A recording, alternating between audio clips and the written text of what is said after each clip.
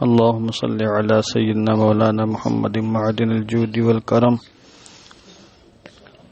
منبع العلم والحلم والحكم وآله وصحبه وبارك وسلم صلاة وسلاما عليك يا رسول الله صلى الله تعالى عليه وسلم.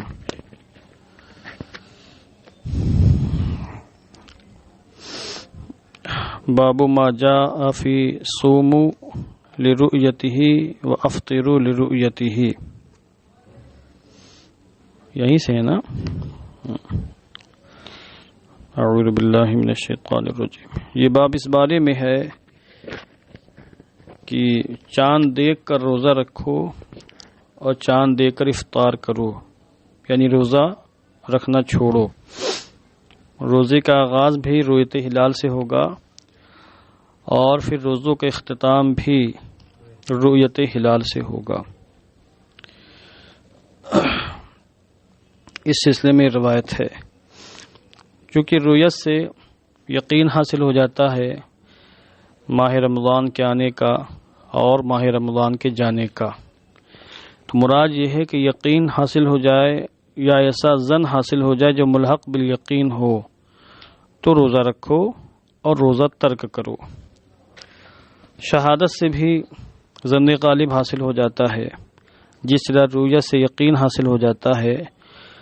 دو لوگوں کی شہادت سے یا پوری جماعت کی شہادت سے ایسا ظن حاصل ہوتا جو ملحق بالیقین ہوتا ہے، تقریباً یقین کے درجے میں ہوتا ہے. تو اس وجہ سے وہ گویا کی رؤیت ہی حاصل ہوئی. چند لوگوں نے دیکھا، گویا کہ سب نے دیکھ لیا. تو از خود دیکھنا ہر شخص کے لیے ضروری نہیں کہ ہر شخص دیکھے، چاند نظر آئے تو روزہ رکھے، نہ نظر آئے تو روزہ نہ رکھے، اور پھر اسی حدیث پاک کو بطور دلیل پیش کر کے ہم نے دیکھا ہی نہیں. اور حضور نے فرمایا کہ چاند دیکھ کر روزہ رکھو، ہم نے دیکھا نہیں تو ہم چاند روزہ کیسے رکھیں پھر؟ ٹھیک نا؟ تو یہ بیکار کی باتیں ہیں. مراد یہ ہے کہ یقین حاصل ہو جائے تمہارے، خود تم کو دیکھنے سے یقین حاصل ہو یا بعض مسلمانوں نے دیکھ کر گواہی دے دی ہو جس کی بنیاد پر رؤیت ہلال ہونے کا یقین حاصل ہو گیا ہو. اب دیکھیے حدیث پاک. حدثنا ابو مروان محمد بن عثمان العثمانی حدثنا ابراہیم بن سعد عن الزہری عن سالم بن عبد اللہ عن ابن عمر قال رسول اللہ صلی اللہ علیہ وسلم اذا رأيتم الهلال فصوموا وَإِذَا رَأَيْتُمُوهُ فَأَفْطِرُوا. آقا کریم صلی اللہ علیہ وسلم نے ارشاد فرمایا جب تم ہلال دیکھو تو روزہ رکھنا شروع کرو، اور جب اسے دیکھ لو یعنی شوال کا چاند دیکھ لو تو افطار کرنا شروع کرو، یعنی روزہ ترک کر دو. فَإِنْ غُمَّ عَلَيْكُمْ فَأَقْدِرُوا لَهُ فَأَقْدِرُوا لَهُ. فَقْدِرُوا پڑھیں زیادہ بہتر، بعد میں فَقْدُرُوا بھی اس کو پڑھا ہے مگر اس کی تخطیط اس کا تختیہ بھی کیا گیا، اس کو غلط قرار دیا گیا ہے بعض علماء کی جانب سے. البتہ فقدرو میں کوئی شبہ نہیں ہے. قدر یقدرو کا معنی ہوتا اندازہ کرنا، تعیین کرنا، اور شمار کرنا بھی ہوتا. شمار کرنے ہی کا معنی یہاں پر لیا جائے گا. فَإِنْ غُمَّ عَلَيْكُمْ تو اگر تم پر بدلی چھا جائے، ابر آلود موسم ہو، موسم صاف نہ ہو، آسمان ابر آلود ہو، تو اس کے لیے اندازہ لگا لو، یعنی 30 کی گنتی مکمل کر لو. دیگر روایتوں میں چونکہ باقاعدہ 30 کا لفظ آیا ہے، جس سے واضح ہوتا ہے کہ مراد یہ ہے کہ 30 دن کی گنتی مکمل کر لو. 30 روزے پورے ہو جائیں گے تو پورا مہینہ ہو جائے گا. اب 31 روزے تو ہوں گے نہیں، نہ 31 ہوں گے، نہ 32 ہوں گے، 30 ہوں گے. یا یہ کہ شعبان کا چاند نہیں نکلا، ابر آلود تھا، کوئی شہادت نہیں ہے، تو 30 مکمل کر لو، اس کے بعد روزہ رکھنا شروع کرو. اب یقین ہو جائے گا 30 کا مہینہ. تو اصل مسئلہ تو 29 کا ہوتا ہے، 29 میں ہی سارے مسائل پیدا ہوتے ہیں.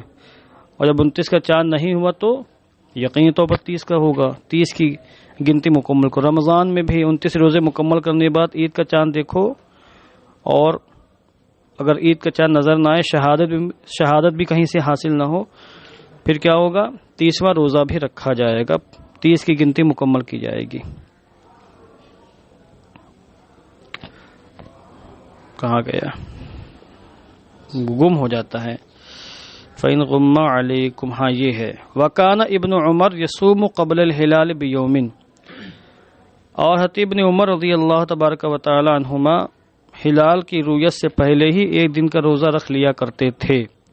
مراد ماہ رمضان کا روزہ نہیں، نفلی روزہ، چونکہ حضور کی اطاعت کرنے میں حضرت عبداللہ ابن عمر کا بہت اونچا مقام ہے۔ چھوٹی چھوٹی باتوں میں حضور کی اطاعت کیا کرتے تھے، ان کو مطیع رسول کہا جاتا ہے۔ ہر معاملے میں سنت کی پیروی کرنے والے، چونکہ شعبان المعظم کے روزے حضور کثرت کے ساتھ رکھا کرتے تھے تو یہ بھی رکھا کرتے تھے، حتیٰ کہ شعبان کو رمضان سے ملا دیا کرتے تھے۔ تو یوم الشک کے بارے میں چونکہ روایتیں موجود ہیں تو بالخصوص ایک دن کا یہاں ذکر کیا ہے کہ ماہ رمضان کی آمد سے پہلے والا جو دن ہوتا تھا اس دن بھی آپ روزے سے رہا کرتے تھے، وہ نفلی روزہ ہوتا تھا۔ ایک مقام پر یہ حضرت عبداللہ بن عمر تشریف لے جاتے تھے تو ایک مقام پر پہنچ کر اونٹنی کو یوں گھماتے تھے، ادار ناقتہ فی مکان فسئل عنہ فقال لا ادری الا انی رأیت رسول اللہ صلی اللہ علیہ وسلم یفعل ففعلت۔ پوچھا کہ یہ کیا کر رہے ہیں آپ یہاں پر آ کر؟ جب بھی ادھر آتے ہیں یہاں پر اونٹنی گول گول گھماتے ہیں، آپ بیٹھ کر اونٹنی پر بیٹھ کر اس کو گھماتے تھے ایسے۔ تو کہا مجھے پتا نہیں، بس یہ کہ میں نے حضور کو دیکھا تو ہم بھی ویسے ہی کر لیتے ہیں۔ حضرت عثمان غنی ایک مرتبہ گھر کے باہر بیٹھے ہوئے تھے اپنا دروازہ کھول کر، بہت بڑا مکان تھا حضرت عثمان غنی کا، بہت بڑا مکان تھا، کئی سو غلام تو گھر کے اندر رہا کرتے تھے، اتنا بڑا مکان آپ کا تھا۔ تو ایک مرتبہ بیٹھے تھے، کچھ لوگ گزرے تو حضور مسکرانے، وہ حضرت عثمان غنی مسکرانے لگے تو وہ لوگ سمجھ نہیں سکے مسکرائے کیوں، تو بلایا آپ نے، کیا تمہیں پتا میں کیوں مسکرایا ہوں؟ کہا نہیں۔ بولا اصل میں ایک مرتبہ حضور یہاں بیٹھے تھے مسکرائے تھے تو ہم نے حضور کی سنت پر عمل کیا ہے، ہم بھی مسکرا دی، وہ بات ہم کو یاد آ گئی تو ہم بھی مسکرانے لگے۔ تو چھوٹی چھوٹی باتوں میں بھی صحابہ کرام کس قدر حضور کی پیروی کیا کرتے تھے۔ ایسے نفوس قدسیہ اور ایسے صحابہ کرام کے بارے میں تبرہ باز حرام خور رافضی کہتے ہیں کہ مرتد ہو گئے تھے، منافق ہو گئے تھے، یہ ہو گئے تھے، وہ ہو گئے تھے، معاذ اللہ۔ ابھی حضرت وحشی کے بارے میں ابھی دیکھ رہا تھا، کانٹ چھاٹ کر رہا تھا اس میں، تو حضرت شارح بخاری نے بہت پیاری بات لکھی ان کے بارے میں، جو یہ کہا گیا کہ شراب پینے لگے تھے تو اس پر بہت اچھا مواخذہ فرمایا۔ شروع تو میں بھی گھبرا گیا کہ یہ کیا بھائی، اگر نیچے پہنچا ہوں تو دل کو سکون ملا۔ سمجھا آپ کے مفتی صاحب قبلہ نے ایک جو شبہ وارد ہو سکتا تھا قاری کے دماغ میں، اس کا رد کر فرما دیا کہ یہ سب اس طرح کی جو سیرت کی کتابوں کے اندر روایتیں موجود ہیں، یہ خرد برد کی ان لوگوں نے، رافضیوں نے، اور یہ سب ان کی من گھڑت روایتیں ہیں، ورنہ کسی صحابی کے بارے میں، وہ بھی دور صحابہ میں جبکہ حدود جاری کیے جاتے تھے، یہ تصور نہیں ہو سکتا۔ وہ بھی ایک دو بار نہیں، عادی ہو گئے تھے اس طرح کی روایتیں سیرت نگاروں نے نہ جانے کیسے لے لی۔ تو سیرت نگاروں کا کام کیا تھا؟ تحقیق کرنا نہیں، جو روایت ملی جمع کر دیا۔ اس زمانے کے جو مورخین تھے ان کا کام بھی یہی تھا، سند کے ساتھ روایت کو بیان کر دینا بس۔ اب سند صحیح ہے کہ غلط ہے کہ موضوع ہے کیا ہے، اس سے ان کو لینا دینا نہیں، اور اس کا فیصلہ وہ قارئین پر چھوڑتے تھے، چونکہ اس زمانے کے قارئین بھی محققین ہوا کرتے تھے کہ ہم کو یہ بات اس سند سے پہنچی، ہم نے ذکر کر دیا، ہمارے قرہ حضرات سمجھ جائیں گے کہ بات صحیح ہے کہ غلط ہے۔ آج کے جو مورخین ہوتے ہیں یہ لوگ باقاعدہ تفتیش کر کے تحقیق کر کے لکھتے ہیں، اس زمانے کے مورخین کا کام جمع کرنا تھا بس۔ اس لیے تاریخ کی کتابوں میں ہر طرح کی روایتیں ملیں گی آپ کو، ہر طرح کی روایتیں۔ تعجب یہ ہے کہ نصوص شرعیہ کے مقابلے میں، احادیث کریمہ کے مقابلے میں یہ بدبخت زمانہ تاریخ کی باتوں کو پیش کرتے ہیں، تاریخ کی باتوں کو، سمجھے آپ؟ تو ہر تاریخ کی بات رد کر دی جائے گی جس سے کسی صحابی کی ناموس پر حرف آتا ہو اور کسی کی عزت داغدار ہوتی ہو، تاریخ کا کوئی بھی حوالہ کسے باشد وہ مقبول نہیں ہو سکتا ہے۔ بہرحال وہ دوسری بات تھی۔ حدثنا ابو مروان العثمانی حدثنا ابراہیم بن سعد عن الزہری عن سعید بن المسیب عن ابی ہریرہ قال قال رسول اللہ صلی اللہ علیہ وسلم۔ تھوڑا تیزی سے بڑھتے ہیں، نصاب آپ کا پھنس رہا ہے، ابھی بہت کچھ باقی ہے، ابھی آدھا نصاب باقی ہے، اس لیے تیزی سے بڑھنا پڑے گا۔ قال قال رسول اللہ صلی اللہ علیہ وسلم اذا رأیتم الہلال فصوموا۔ وَإِذَا رَأَيْتُمُوهُ فَأَفْطِرُوا، ترجمہ وہی ہے جو اوپر مذکور ہوا. فَإِنْ غُمَّ عَلَيْكُمْ فَصُومُوا 30 يَوْمًا، تو یہاں پر اوپر فَقْدِرُوا لَهُ تھا، یہاں پر 30 يَوْمًا آ گیا. بات واضح ہو گئی. 30 کی گنتی مکمل کر لو، 30 روزے مکمل کر لو اگر آسمان ابر آلود ہو. باب ما جاء فی الشہر 29، یہ باب اس بارے میں ہے کہ مہینہ 29 دن کا بھی ہوتا ہے، 30 کا بھی ہوتا ہے اور 29 دن کا بھی ہوتا ہے.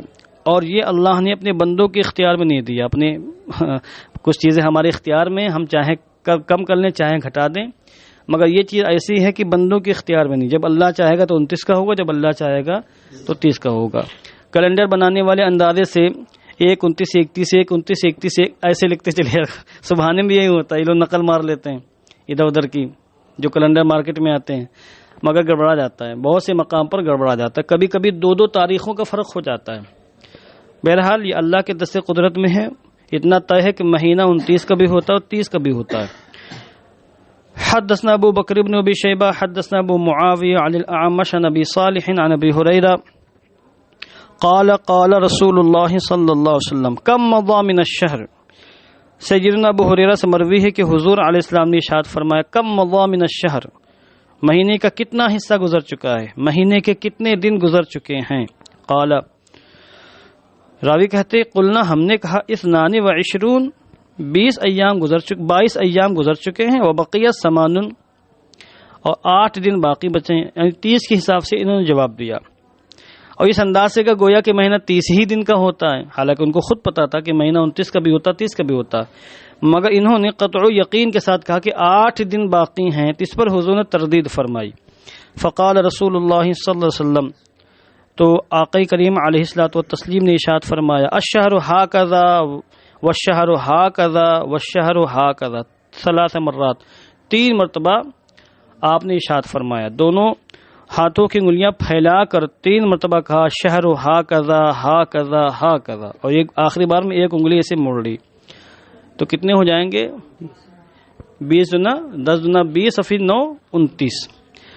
وَأَمْسَكَ وَاحِدَةً، اور ایک انگلی آپ نے روک لی، اس کو موڑ لیا.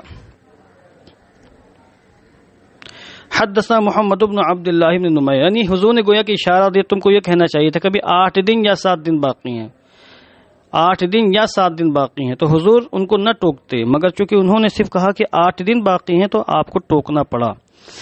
حدثنا محمد بن عبد اللہ بن نمیر حدثنا محمد بن بشر عن اسماعیل بن ابی خالد عن محمد بن سعد بن ابی وقاص عن ابیہ قال قال رسول اللہ صلی اللہ علیہ وسلم الشہر ہاکذا وہاکذا وہاکذا، 3 مرتبہ آپ نے یوں فرمایا. وعقد 29 فی الثالثہ، اور تینوں بار میں آپ نے 29 کا اشارہ کیا، 29 کا اشارہ دیا، 29 کی گرہ لگائی. مراد یہ ہے کہ 29 بتانے کے لیے کہ مہینہ 29 کا بھی ہوتا ہے، اس لیے آپ نے 3 مرتبہ ہاکذا ہاکذا ہاکذا کہہ کر 1 مرتبہ انگلی کو موڑ لیا، تو 29 ہو گئے.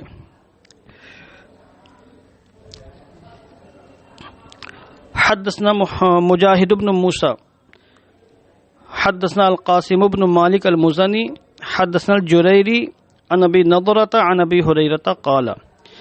یہاں مزید وضاحت اس کی دیکھیں ہیں ابو ہریرہ سے. سمنا علی عہد رسول اللہ، صام یصوم سے سمنا، جسے قال یقول سے قلنا، آب یعوب سے ابنا. سمنا علی عہد رسول اللہ صلی اللہ علیہ وسلم 29 اکثر مما سمنا 30. رسول پاک صاحب لولاک صلی اللہ علیہ وسلم کے زمان اقدس میں ہم نے 30 روزوں سے زیادہ 29 روزے رکھے. 30 روزوں سے زیادہ 29 روزے رکھے. وضو کے زمانے میں جتنی بار ماہ رمضان آیا تو 29 روزے ہم نے زیادہ رکھے بنسبت 30 روزوں کے. تو گویا کہ حضور کے یہ رمضان کے روزے فرض ہو جانے کے بعد حضور کی ظاہری حیات میں 29 کا چاند زیادہ ہوا ہے، یعنی شوال کا ماہ رمضان کا 29 کا چاند زیادہ ہوا تو 29 روزے ہوئے. بابو ماجا فی شہرین عید، یہ شہرین ہے اور نون تسنیہ اضافت کی وجہ سے حذف ہوا ہے. یہ باب عید کے دونوں مہینوں کے بارے میں ہے. عید کے 2 مہینے، ایک عید کا مہینہ کون سا ہے؟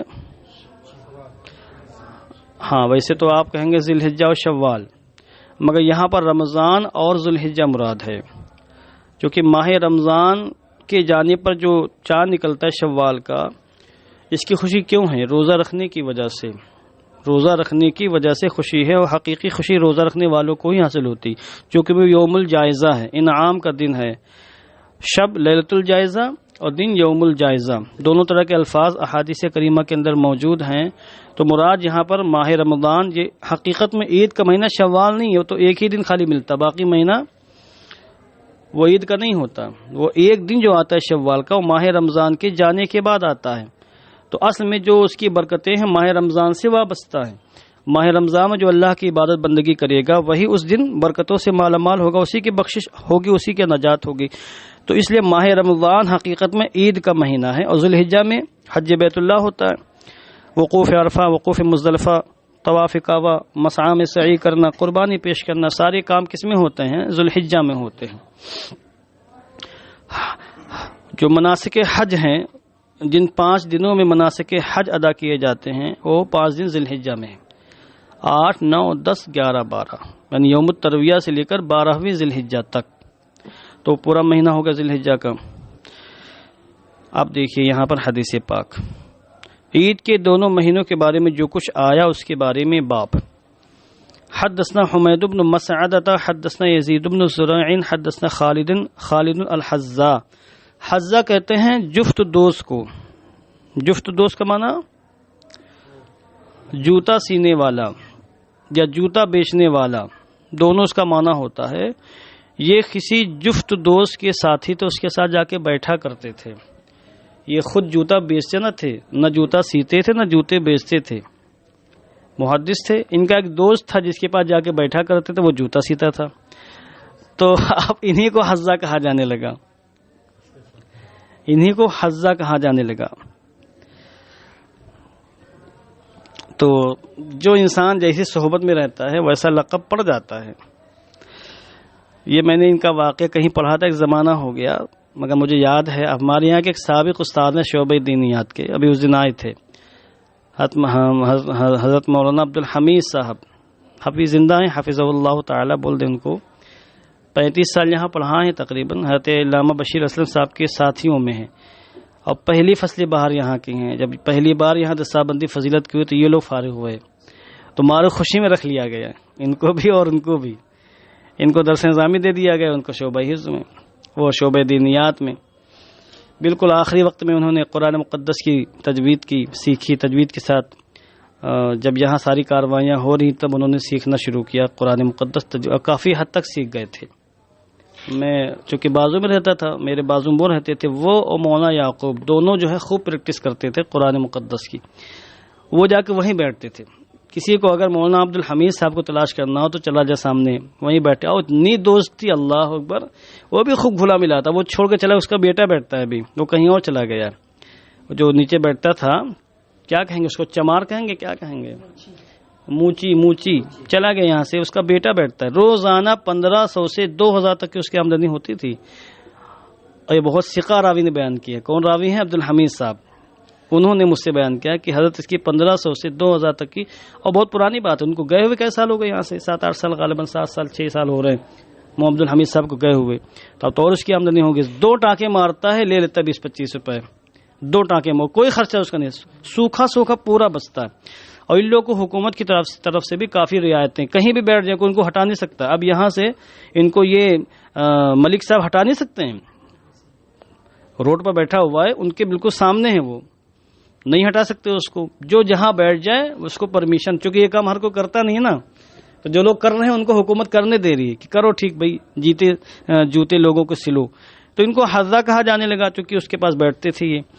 تو یہ روایت کرتے ہیں عبد الرحمن بن ابو بکرہ سے، وہ اپنے والد سے، اور وہ حضور عقید عالم علیہ الصلوۃ والتسلیم سے روایت کرتے ہیں، قال، آپ نے ارشاد فرمایا، شہرا عید لا ينقصان، عید کے دونوں مہینے کم نہیں ہوتے ہیں، رمضان و ذوالحجہ، ذوالحجہ ذوالحجہ، آپ دونوں طرح سے پڑھ سکتے ہیں، ماہ رمضان اور ماہ ذوالحجہ، یہ عید کے 2 مہینے جو کم نہیں ہوتے، اس کا مطلب کیا ہے؟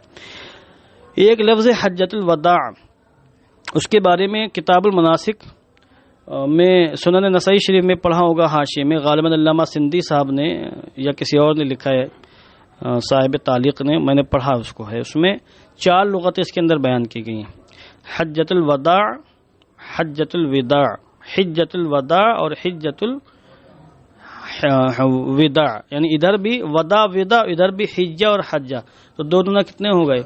4 لغتیں ہیں، تو ذوالحجہ اور ذوالحجہ آپ دونوں پڑھ سکتے ہیں۔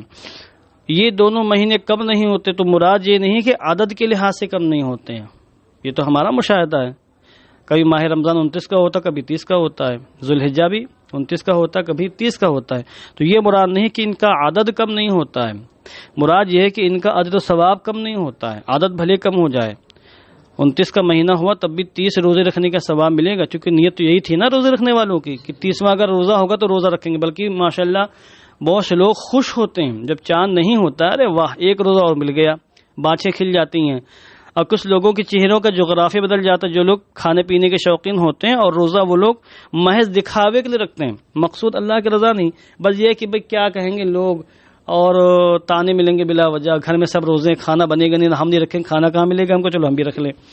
تو جو لوگ جو ہے اس طرح کے اغراض فاسدہ کے لیے روزہ رکھتے ہیں، ان کے چہروں کا جغرافیہ بدل جاتا ہے، باقی لوگ ماشاءاللہ خوش ہوتے ہیں۔ تو عدد کم نہیں ہوتا یہ مراد نہیں، مراد یہ ہے کہ ثواب کم نہیں ہوتا ہے، اور ایام حج میں اگر تاریخ ادھر ادھر ہو جائے اور مناسک حج ادا کرنے میں لا علمی میں غفلت ہو جائے تب بھی اللہ حج کا ثواب عطا فرماتا ہے، ایک معنی اس کا یہ بیان کیا گیا ہے، اور حاشیہ نمبر 5 کے اندر اس کے کئی معانی بیان کیے گئے ہیں، پھر راجح قول کو بھی بیان کیا گیا ہے۔ ایک اس میں قول یہ کیا گیا ہے کہ رمضان اور ذوالحجہ کے جو فضائل و مناقب ہیں، بہرحال روزہ رکھنے والوں کو اور حج بیت اللہ کرنے والوں کو وہ مناقب نصیب ہوتے ہیں، اگرچہ تعداد آگے پیچھے ہو جائے، اس سے لینا دینا نہیں۔ ان دونوں مہینوں میں جو اللہ کی مخصوص عبادتیں ہوتی جو لوگ بھی کرتے ہیں ان کو فضائل ملتے ہیں جو احادیث کریمہ میں وارد ہے، اگرچہ تعداد کم ہو جائے، زیادہ ہو جائے، تو تعداد سے لینا دینا نہیں ہے، تعداد کی کمی سے انسان جو ہے فضائل سے محروم نہیں ہوتا ہے۔ حدثنا محمد بن عمر المقری حدثنا اسحاق بن عیسیٰ حدثنا حماد بن زید عن ایوب عن محمد بن سیرین عن ابی ہریرہ قال قال رسول اللہ صلی اللہ علیہ وسلم الفطر یوم تفطرون والاضحى یوم تضحون، عید الفطر اس دن ہے جس دن تم لوگ فطر ادا کرتے ہو، اور قربانی کا دن اس دن ہے جس دن تم لوگ قربانیاں پیش کرتے ہو۔ باب ما جاء فی الصوم فی السفر، سفر میں روزہ رکھنے کے بارے میں باب ہے۔ سفر میں روزہ، رمضان کے روزے کی بات ہو رہی، نفل روزہ کی نہیں، رمضان کے روزہ سفر میں انسان کے لیے اس کی رخصت دی گئی کہ نہ رکھے۔ ہمارے یہاں جمہور کا موقف یہ ہے کہ جو شخص ماہ رمضان کے روزوں میں، ماہ رمضان میں شرعی سفر کر رہا ہو اس کے رخصت ہے، دونوں چیز اس کے لیے آپشن ہے، چاہے تو روزہ رکھے، چاہے تو وہ افطار کر لے، روزہ نہ رکھے، بعد میں قضا کر لے اتنے ہی دنوں کی جتنے روزے اس کے رمضان میں چھوٹے، ٹھیک نا۔ مگر افضل کیا ہے، روزہ رکھنا یا روزہ نہ رکھنا؟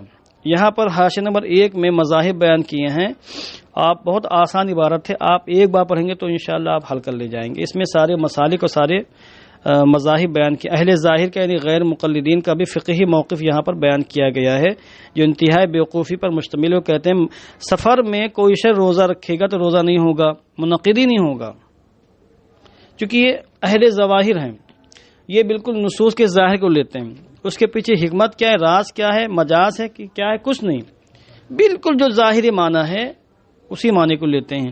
اسے قرآن مقدس میں جہاں بھی اللہ کے لیے ید کا یا وجن کا استعمال ہوا ہے اس کو اس کے معنی حقیقی پر لیتے ہیں، بالکل ظاہری معنی، اور جسم و جسمانیات کے قائل ہیں۔ اور جو لوگ اللہ کو مجسم نہیں مانتے ان کو بدعتی کہتے ہیں۔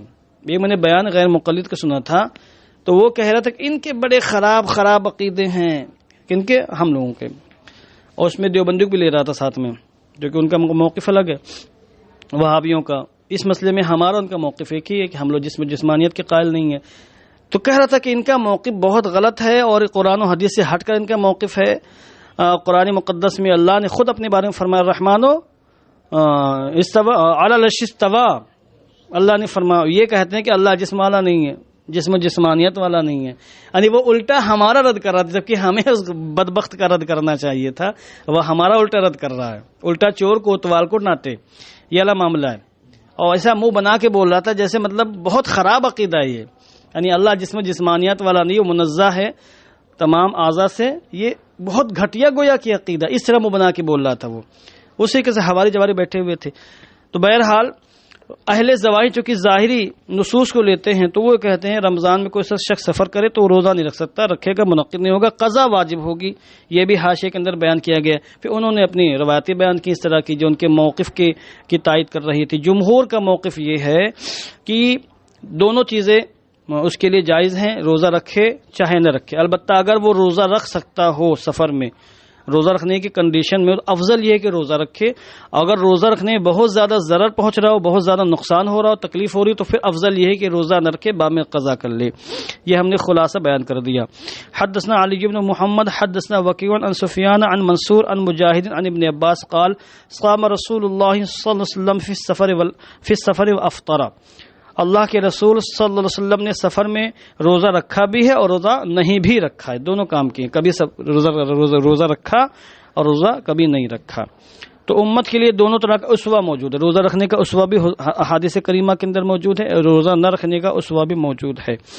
حدثنا ابو بکر بن ابی شیبہ حدثنا عبد اللہ بن نمیر عن ہشام بن عروہ عن ابی عن عائشہ قالت سأل حمزہ الاسلمی رسول اللہ صلی اللہ علیہ وسلم فقال انی اصوم فاصوم فی السفر، حمزہ اسلمی نے رسول پاک سے سوال کیا اور یہ کہا کہ یا رسول میں روزہ رکھتا ہوں تو کیا سفر میں بھی روزہ رکھوں؟ فقال رسول اللہ صلی اللہ علیہ وسلم، تو حضور نے ارشاد فرمایا ان شئت فصم وان شئت فافطر، چاہو تو رکھو اور چاہو تو مت رکھو، افطار کرو، کھانا کھا لو۔ حدثنا محمد بن بشار حدثنا ابو عامر تحویل السند وحدثنا عبد الرحمن بن ابراہیم وہارون بن عبد اللہ الحمال قال حدثنا ابن ابی فدیک جميعا عن ہشام بن سعد عن عثمان بن حیان الدمشقی حدثتنی ام الدرداء عن ابی الدرداء، حضرت سیدتنا ام الدرداء اپنے شوہر ابو الدرداء سے روایت کرتی ہیں انہ قال، کہ انہوں نے کہا، ان کے شوہر ابو الدرداء نے، رأیتنا مع رسول اللہ صلی اللہ علیہ وسلم فی بعض اسفارہ فی اليوم الحار الشدید الحر، کہتے ہیں کہ میں رسول پاک کے ساتھ تھا ان کے بعض اسفار میں ایسے سخت ترین دن میں کہ گرمی بہت سخت تھی، مبالغے کے ساتھ یہاں پر فی الیوم الحار، اس کا معنی ہوتا ہے گرم دن، الشدید سخت گرم دن، اور اس کے بعد حر بھی آگے آ گیا، یعنی بہت سخت ترین گرمی والے دن میں حضور کے کسی سفر میں ہم حضور کے صحبت میں تھے، اور گرمی کیسی تھی؟ وَإِنَّ الرَّجُلَ لَا يَضَعُ يَدَهُ عَلَى رَأْسِهِ، اور مرد اپنے ہاتھوں کو سر پر رکھ رہا تھا، من شدت الحر، گرمی کی شدت کی وجہ سے، اور آج بھی بہت سخت گرمی ہوتی، یعنی برداشت کے قابل نہیں ہوتی، ناقابل برداشت۔ 2014 میں جب میں مکہ المکرمہ میں تھا تو دوپہر کے وقت کبھی عمرہ کرنے نہیں جاتے تھے، سخت ترین گرمی ہوتی تھی۔ ایک بار یہ چلو چلتے ہیں ظہر بعد، ظہر کی نماز پڑھی وہیں ہوٹل پہ باجماعت، اور پھر جو ہے نہا دھو کے چادر لپیٹ کر احرام والی چلے گئے، نکلے وہاں سے، اور جیسے ہی ہوٹل کے باہر نکلے ہیں ایسی لو ایسی تپش، لگ رہا تھا کہ جھلس جائے گا پورا بدن۔ ہم لوگوں نے چادر اوڑھ لی، پورا لپیٹ سے آنکھیں کھول کے رکھی، اتنی سخت ترین گرمی تھی۔ بلکہ ایک نے ٹوکا بھی کہ آپ لوگ حالت احرام میں ہو اور سر چھپائے ہوئے، آپ لوگ چہرہ چھپائے ہوئے، تو اس کو بتایا بھی ہم لوگ حالت احرام میں نہیں، چادر فقط ابھی وہاں جائیں گے، وہاں وضو کریں گے، تلبیہ پڑھیں گے، نیت کریں گے، تب یہ احرام بنے گا، ابھی تو چادر رہی ہے۔ تو بہرحال بس آخری بات، گھنٹی آپ کی ہو رہی ہے، وما فی القوم احد صائم، اور قوم میں کوئی شخص بھی روزے سے نہیں تھا، الا رسول اللہ صلی اللہ علیہ وسلم و عبد اللہ ابن رواحہ، سوائے رسول پاک کے اور سوائے حضرت عبداللہ ابن رواحہ کے، ان کے علاوہ کوئی شخص روزے سے نہیں تھا۔ تو دونوں آپشن ہیں، روزہ رکھ بھی سکتے ہیں اگر طاقت و قوت روزہ رکھنے کی، اور آج کے زمانے میں روزہ رکھا جا سکتا ہے سفر میں، آج فلائٹ سے ٹرینوں سے سفر ہو رہے، آسانیاں میسر ہیں، اور کسی کو دشواری ہو رہی ہے تو پھر وہ نہ رکھے، بعد میں قضا کر لے۔